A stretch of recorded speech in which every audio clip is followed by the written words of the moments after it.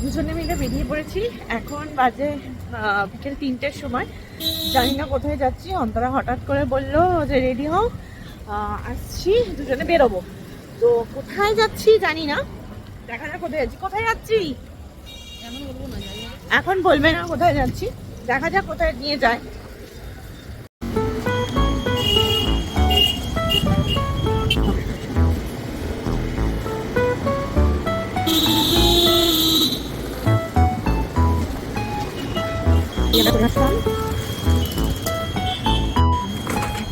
Liluah bridge.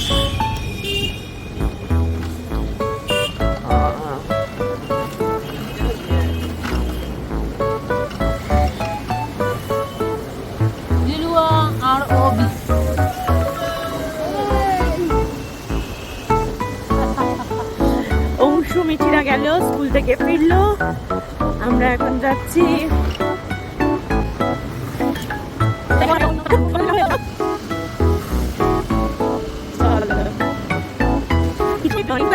ভালোই লাগে বল, প্রায় কিন্তু এরকম নিয়ে যেতে পারিস আমাকে। হ্যাঁ, তো প্রায় এরকম নিয়ে বেরোতেই পারিস আমাকে।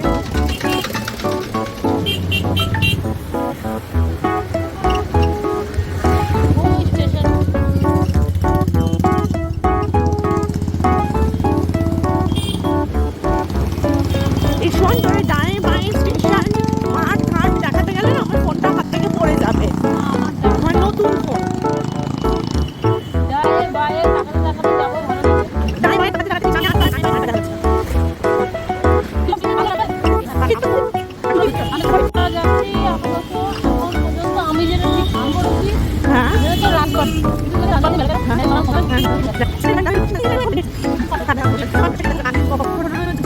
এখানে খুব কাছে কেউ যাই,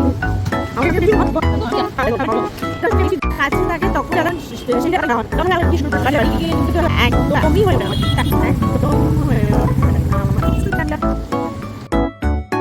বকবক করতে করতে পৌঁছে গেলাম রাজবাড়ির ঠিক সামনে। এখান থেকে আমরা জিটি রোড, মেন রোডটায় উঠলাম। আমরা ভেতরের রাস্তাটা ফলো করেছিলাম আজকে আসার জন্য, তো ভেতরের রাস্তাটা দিয়ে চলে আসলাম। এবার একটু রাজবাড়ির সম্বন্ধে বলি। রাজবাড়িটা তৈরি হয়েছিল 1890 খ্রিস্টাব্দে। পূর্ণচন্দ্র দাও এটা তৈরি করেছিলেন। আর ভেতরে চলো, ভেতরে গেলে আরও সমস্ত জিনিস দেখাতে দেখাতে বলবো। এটা হচ্ছে রাজবাড়ির গেটটা।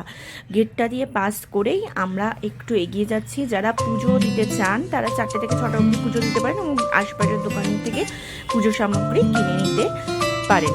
তো টাইমিংটা হচ্ছে 4টে থেকে 6টা। আমরা চলে এসেছি গেটের সামনে। সেই পুরাতন গেটটা দেখো, দেখলে বুঝতেই পারবে যে কত প্রাচীন জিনিসটা রয়েছে, কত পুরনো, কত এখনো কি সুন্দর রয়েছে। তো যাই হোক, আমরা এবার আস্তে আস্তে ভিতরের দিকে ঢুকবো। অন্তরা আগে আগে ঢুকছে। এই যে খুব সুন্দর শান্ত পরিবেশ, যেখানে আসলে মন একদম শান্ত হয়ে যায়। আবারও বলি, রাজবাড়ি কিন্তু অনেক ইতিহাস আছে। যেমন পূর্ণচন্দ্র দাও এটা তৈরি করেছিলেন 1890 সালে, তেমনি এটার আর একটি হচ্ছে যখন বেলুড় মঠ তৈরি হয়নি, স্বামী বিবেকানন্দের প্রথম সভা কিন্তু এখানেই করেন। প্রথম সভা যিনি যখন করেছিলেন সেটা এখানেই করেছিলেন এবং ভগিনী নিবেদিতাও এখানে এসেছিলেন। তো আর এখানের আর একটা বিশেষত্ব হচ্ছে রাস পূর্ণিমায় এখানে খুব বড় করে পুজো হয়। সেটা হচ্ছে রাস পূর্ণিমার পুজো, রাসের মেলা বসে, যেটা খুব সুন্দর। কখনো যদি পরের বছর, এবছর তো তোমাদের দেখানো হলো না, পরের বছর যদি সম্ভব হয় নিশ্চয়ই তোমাদের রাসের মেলাটাও দেখাবো। যারা এখনো অব্দি রাজবাড়িতে আসনি তারা আসতে পারো। আচ্ছা, এখানে রয়েছে বাঁদিকে দেখো রাধা গোবিন্দের মন্দির, যেখানে প্রত্যেকটা জানলায় রয়েছে রাধা গোবিন্দ। আর মন্দিরটা না অনেকটা দক্ষিণেশ্বরের আদলে, দেখলে বুঝতে পারবে অনেকটা দক্ষিণেশ্বরের আদলে। সামনে এগুলো রয়েছে সব শিব মন্দির। আমরা এই যে সামনে শিব মন্দির, এখানে একটা খুব সুন্দর জায়গা রয়েছে যেখানে নাট মন্দির বলে যেটাকে। এই যে হচ্ছে মন্দির। আমরা মন্দিরে আস্তে আস্তে প্রবেশ করব। এবার আমরা মন্দিরে ঢুকবো। এই যে মন্দিরে ঢুকে এলাম। পুরোহিত মশাই তখন পুজো করছিলেন, আর আমাদের সৌভাগ্যবশত আমরা সেদিন প্রসাদ ভক্ষণ করেছি। রাধা গোবিন্দের মূর্তিটা দেখতে পাচ্ছ, তখন বেশ করাচ্ছিলেন, তো আমরা বেশিক্ষণ দাঁড়ালাম না, চলে আসলাম। সামনে গঙ্গা, যেখানে আসলে এমনি মনটা শান্ত হয়ে যায়। খুব সুন্দর পরিবেশ, বারবারও বলবো যে খুব সুন্দর পরিবেশ, একটা অন্যরকম অনুভূতি। এখানে সব শিব মন্দির রয়েছে, পরপর শিব মন্দির রয়েছে, দেখতেই পাচ্ছ। যেহেতু আমরা বেরোনোর পর একটা কাজ সেরে এখানে আসতে হয়েছিল, যার কারণে একটু বেলা হয়ে গেছিলো, আমরা শিব মন্দিরগুলো সমস্তটা দর্শন করতে পারিনি। আমরা জাস্ট মন্দিরের সামনে থেকে ঘুরে তারপরে গিয়ে একটু গঙ্গার ঘাটে বসেছিলাম। দুটো দরজা বন্ধ ছিল, ওদিকেও 3টে শিব মন্দির রয়েছে, এখানেও 3টি শিব মন্দির রয়েছে। মাঝখানে এরকম সুন্দর জায়গাটা খুবই ভালো লাগছিল আমাদের। আর অনেক সময় কি হয় জানো তো, শহরের এই ভিড়ে, এই কাজের প্রেশারে, সব কিছুর মধ্যে যখন একটু মনটা চায় একটু একা নিজের জন্য সময় কাটাতে, তখন আমার মনে হয় এরকম একটা জায়গা তুলনা হয় না।